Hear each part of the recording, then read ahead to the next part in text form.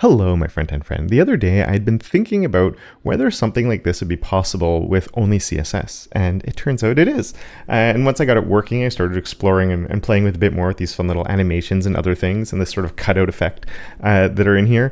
And I wanted to explore with you how I managed to pull this off with just not even that complicated of CSS in the end. And I am going to be walking through a little bit of how I did this as well, and the process it took me to figure it out. Just because there's a few things along the way that can catch you out, and I want to make sure that you don't get caught out by those in the future as well. So here is my setup, which is a basic nav right there. I have nothing too fancy on here. I have just some basic settings. The weird thing here is this corner shape of Squircle. If you've never seen this before, let's change this corner shape over to a scoop because it's much more noticeable, and it gives us a scoop effect. And ooh, that's kind of cool, right? And there's other keywords you can use here, and you can also do a super ellipse with your own values. But I'm just going to stick with Squircle for now, which actually, if we comment this out, you can see it gives us more of just like that almost overly rounded effect that you can get from a regular border radius. So Squircle gives us, I don't know, a bit more of a satisfying effect in my opinion. So I'm using that here, and I have this all in @ supports because this is very new. And if I take that entire thing off, then this is what other browsers will get. If it's not supported, I believe it's only in Chrome 139 and above. Maybe it's 140, I don't know. I'm in Chrome Canary now, so it's working. But I'll put a link to an article by Amit Sheen on the Front End Masters blog in the description. That's an exploration of this that's really, really good. But that's really the only weird thing that I have going on here. There's one other technical-ish thing, I guess, that's important is my UL has a display of flex, but I'm not using a gap. And the reason I'm not using a gap is because I actually want the links to be touching each other. And I'm using, like, this entire area is clickable. So it's not just the text that's clickable. And that's coming because of the padding on the link itself. So instead of using a gap, I'm just putting padding on the link, and that's why they're also display block, is so I can have padding on them.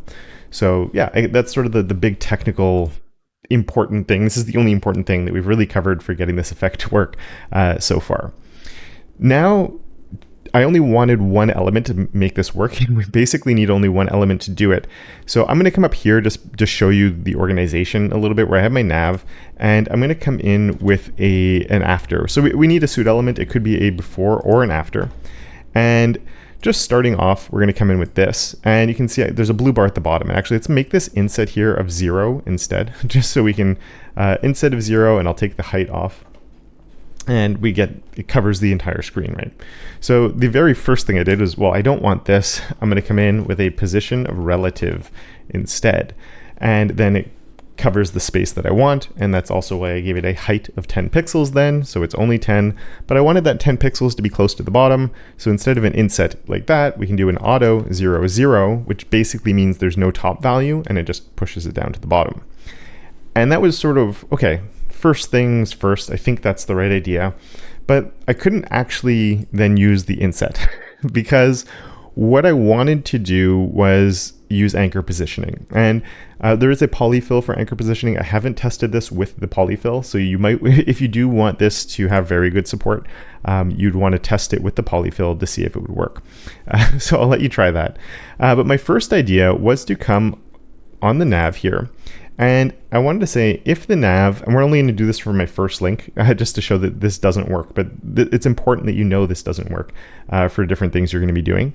And I wanted to see if my nav has, and just in case you haven't seen nesting before, sorry for the tangents that we have up to this point. If you haven't seen nesting before, the ampersand is a placeholder for nav.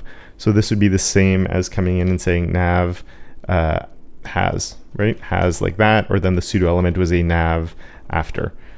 So it just makes it, I like nesting, so I'm using it. So we have my has, and I wanted to see if it has a li that's being hovered on. So has ul, right? And I guess we don't need the direct sibling one, but I'm going to do ul, and then we're going to say nth child. Let's do the second one too, has hover. So we're going to see if my about is hovering right now.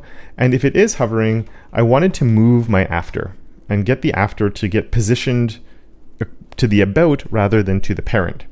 And so for that to work, the other thing I'm going to do is we're going to come on, we're going to actually let's take this same selector. So we can come here and we can say, There we go. We can select that second child. And so on the second element here, what I wanted to do was then say that it has an anchor name. And I'll explain anchor name if you haven't heard of it before. We have an anchor name, and this would be my link 2 because it's my second link. And we'll do this with 2 of them, I guess. We could come in here with this and say, this is my 1 and my 1, and then I can copy this one here. We'll set it all up so we could work with multiple ones so you can see what the actual problem is with this approach, which was my first idea. And I was really sure this was actually going to work, but it didn't. But it's important to understand why it doesn't work, which is why I'm talking about it. And so when we create an anchor name, what we can do is we can attach positioning of other elements that aren't related to that element, if that makes sense. Hopefully it makes more sense once we get it working. So what I wanted to do is when we hover on the first one, then the after is going to anchor itself to the home. So here, my position anchor would become my link 1. And obviously, then we'd have our link 2 here. And actually, this is kind of good that it doesn't work because the final solution is a lot easier and a lot less code than what we're writing here right now. We have my position relative, link 1, link 2. But the problem is right now on my after, I was using the inset, which isn't going to work for this. We want to use our anchor positioning. So to do that, what we can do is say left is my anchor left, and my right is my anchor right, and my bottom is my anchor bottom. And right now it's not going to show up because we actually don't have anything for it to be anchored to, but we can see that now when I hover on top of those, because it can find the anchor name, so it's finding the position anchor of link 1 and link 2, it's able to go to those. So it's anchored to here, then it's anchored to here. One element that can move around depending on where we're hovering on, or if we could, I'm doing it with hover, we'd also want this to work with keyboard, so you could add your hover and focus states to this, no problem at all. But the problem with this is I can't actually make this work because we can't do a transition of the position anchor. Say we did that with 300 milliseconds or something, which is what we'd need to get this to work. And if I do that, you can see it's still not working. And that's because this is technically it's animatable, but it's a discrete animation, which basically means we can't do it. It's never going to work. We do have I'm going to do it. Transition. We can do it here. Transition behavior of allow discrete. Now I believe it is, but it's not going to fix things. It's just going to, because it is a discrete animation. Let's make that a second long. It takes half a second now. Let's make it 10 seconds long. Where when I hover here, when I go here, it's going to take 5 seconds before it moves over because it's actually doing it at the 50% point of that transition right now. Because there's it can't change that value. Like it doesn't know what the middle of that value is. So this doesn't work. And I thought I'd have to throw my idea in the bin at this point. But then I wondered about something and I was really happy that this worked. So we're going to take this off for now. And then we're going to get rid of all this kind of crappy code that we had all the way up to here and get rid of that.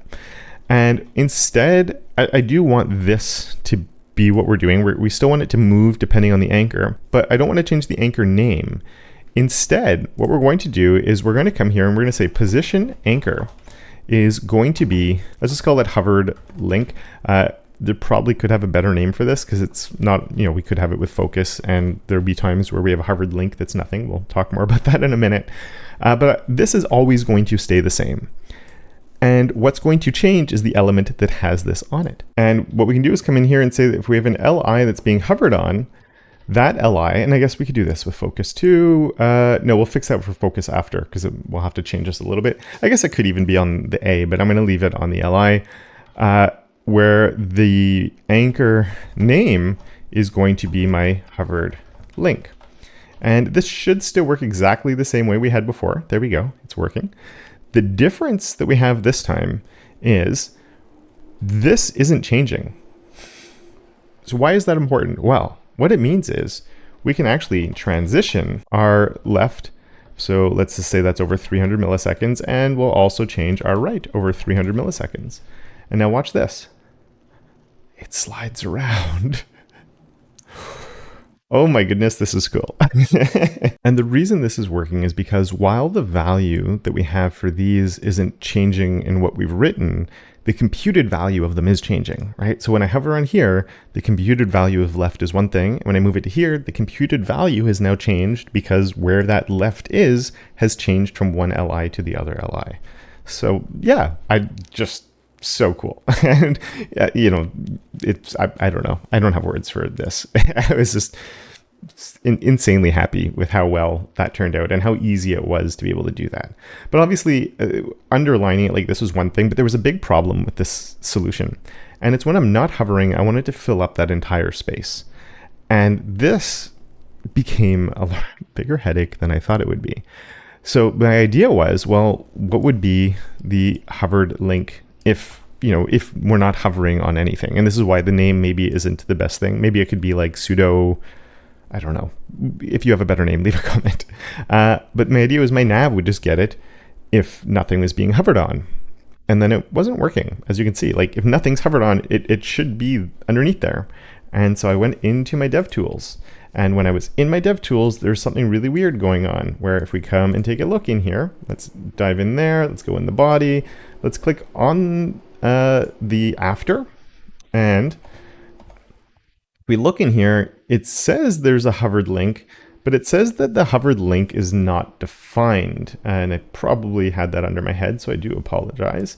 So yeah, it says that it's not defined. I'm like, but I know it's defined. I can see it right there. I can even go and find it in my DevTools. It's right here. And it's my hovered link and it's there. Why is this happening? Why? I was going mental a little bit and going like, this should work. And then I made a proof of concept to prove that this could work, and it did work. And that made me even more frustrated. So why is it not working? And if you're going to use anchor positioning, the one thing I'd recommend is just go to this blog post. It's by James Stuckey on Oddbird. Here's why your anchor positioning isn't working. And I was so happy to find this. And the solution is in here. But yeah, it even says here, this is, I read this and I'm like, oh, he just read my mind. This is exactly the problem I ran into. And even when I saw this, make the anchor and the position element siblings, I'm like, oh, I can't really do that. And I don't want to have to do that.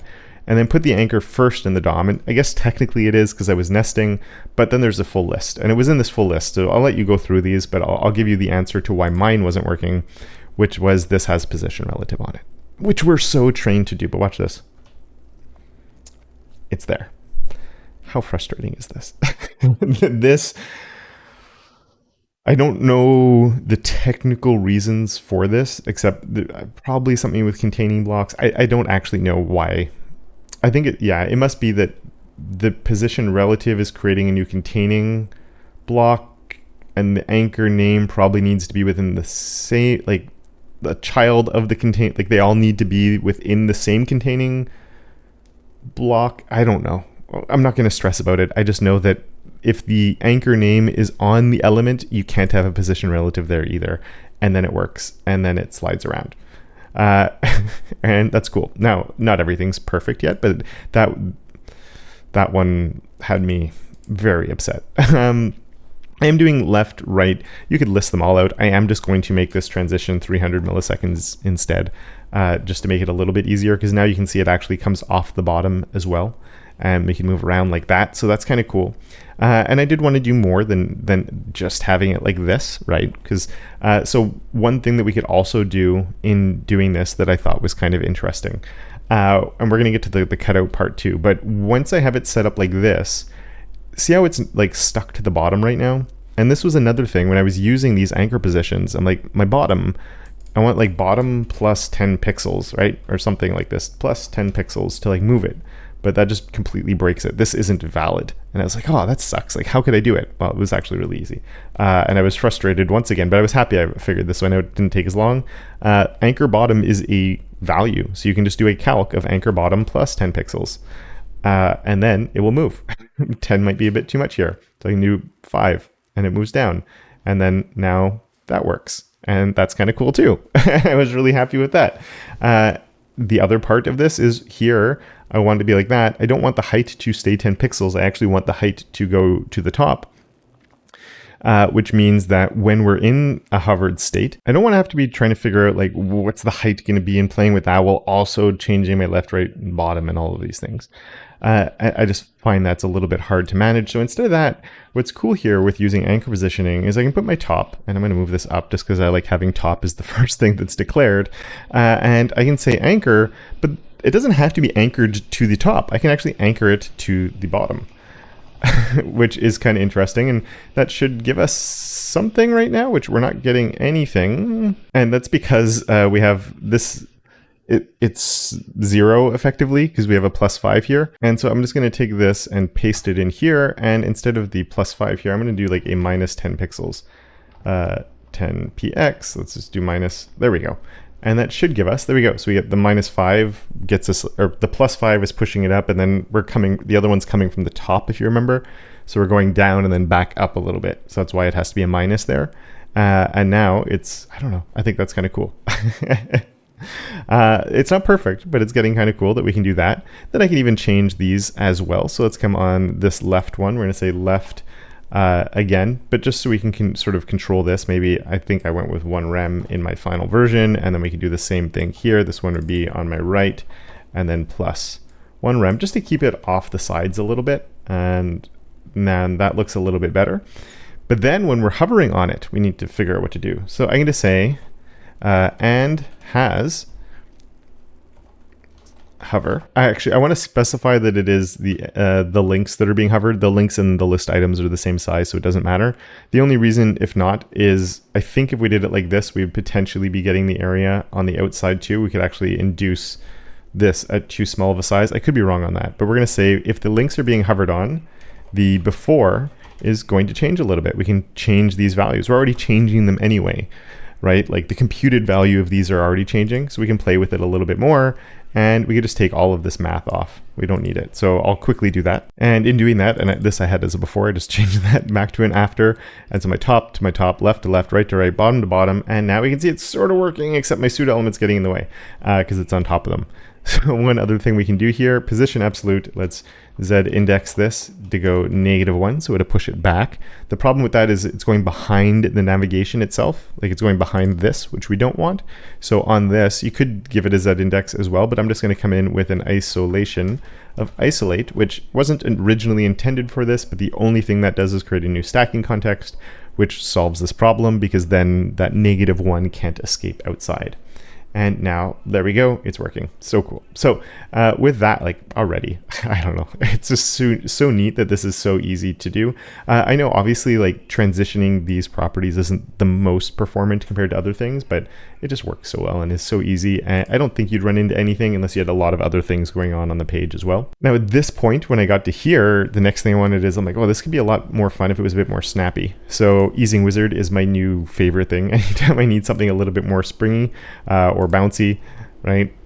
So I think a spring in this case, and we can just go with like nothing too aggressive would probably be good. Maybe I'm going to try the lazy one for now, or maybe elastic. We'll try the elastic one. Copy to clipboard, it gives us this linear timing function here. And then we can come in to here, and I can say that my, we'll just put it right here, my timing function along with that transition. And now it jumps into place. Maybe I'll slow it down a little bit now too. Just so it's, I think that's pretty cool that we can like snap around and it overshoots a little bit, becomes a lot more like elasticy, as the name of the elastic implies.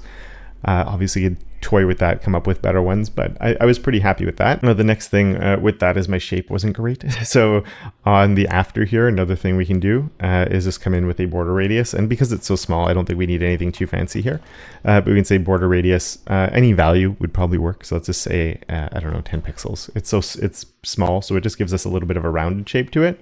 And then if I come on to my after here, when we're hovering, and only when we're hovering, we can actually reuse this squircle idea, but we'll see that this is at a 50% border radius. And let's just turn off that squircle quickly. So that like gives us like a weird oval. And then if we turn our squircle back on, it just makes it such a better shape. So I like that. And then another thing we could do, just because the shape doesn't seem to match up too well in the corners, I played around with this a little bit, and I'm just going to come here and we can look for if it's the first element or the last and actually change the border radius on them a little bit. So it just butts up against the edges a little. I don't know. I thought that was fun. In this case, I don't have a fallback. So let's come in with a fallback border radius too. So, or we do, our border radius of 10 will work in every situation now. So if the squircles aren't supported and we don't have that, there's no problem. We'd still have a border radius coming in. Let's just comment all of this out really fast. So in browsers where it's not supported, instead of that other shape, I broke everything. I probably have one too many things closing. I'm not sure what the issue is. Let's see if that works. There we go. So we just get this and it fits the other border radius anyway. So we're perfect. Or at least I think that looks pretty good. So yeah, I'm doing this quickly just because you'd want to play with these values and get them working for you, but just to have a little bit more fun with the shapes. But now we're going to do the cutout effect. And the cutout effect is kind of fun to do as well. And there's a trick to this one. And you might have noticed at the very beginning, my background attachment is fixed on the body. This potentially might not be something you want. And there's other ways that you could treat it. But the trick I'm going to use relies on this a little bit. And that's because when you have a background attachment fixed, it's fixing the image to the position on the viewport.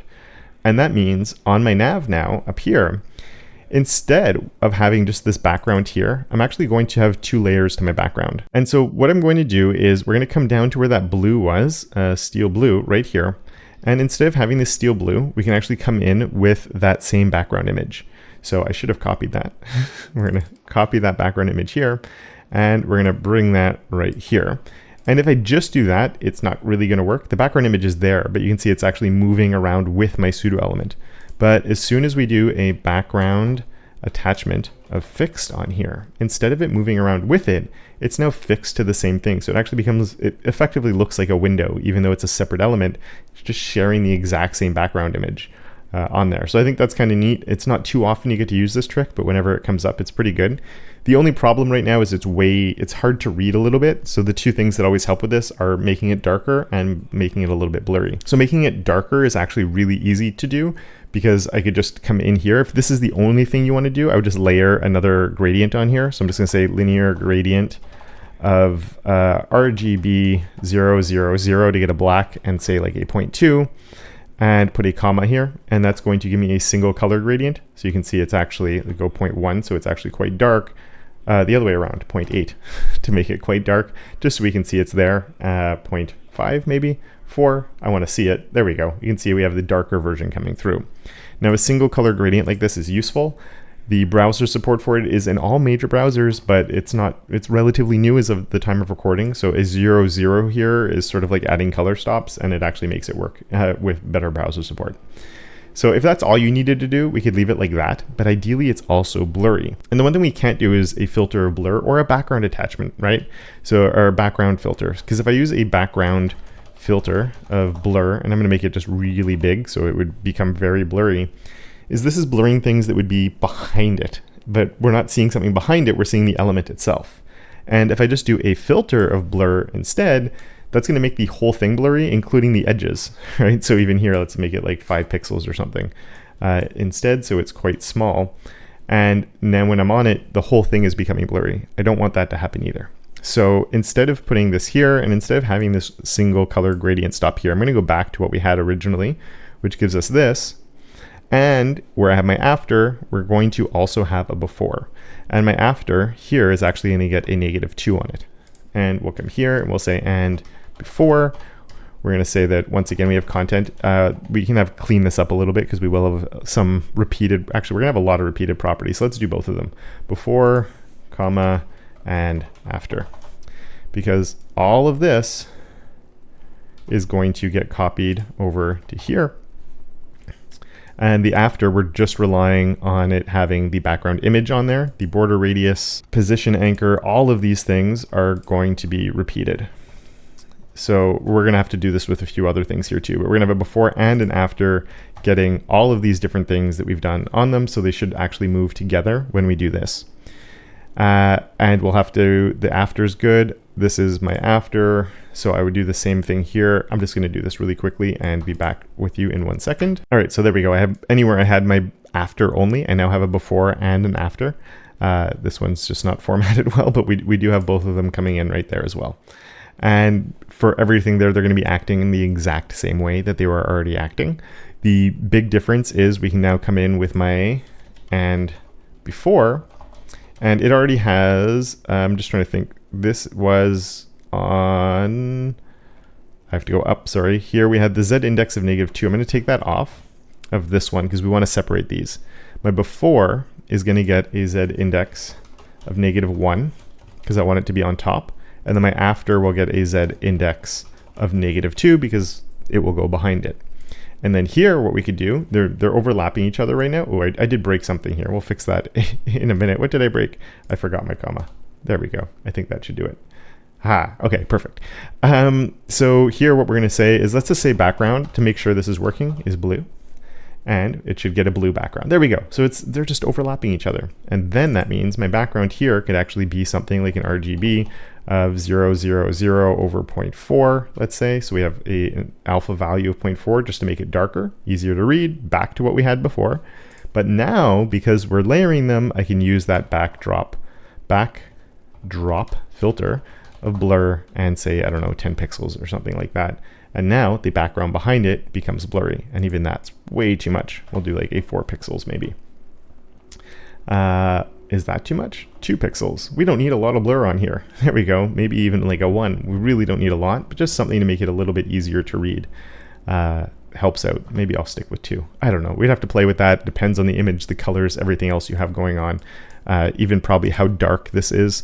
All sort of play factors in what it's actually looking like. But yeah, there we go. I'm super happy with how this turned out. And if you'd like to learn more about anchor positioning, I'd encourage you to check out this video that is right here for your viewing pleasure. And with that, I would like to thank my enabler of awesome, Johnny, as well as all my other patrons and channel members for their monthly support. And of course, until next time, don't forget to make your corner of the internet just a little bit more awesome.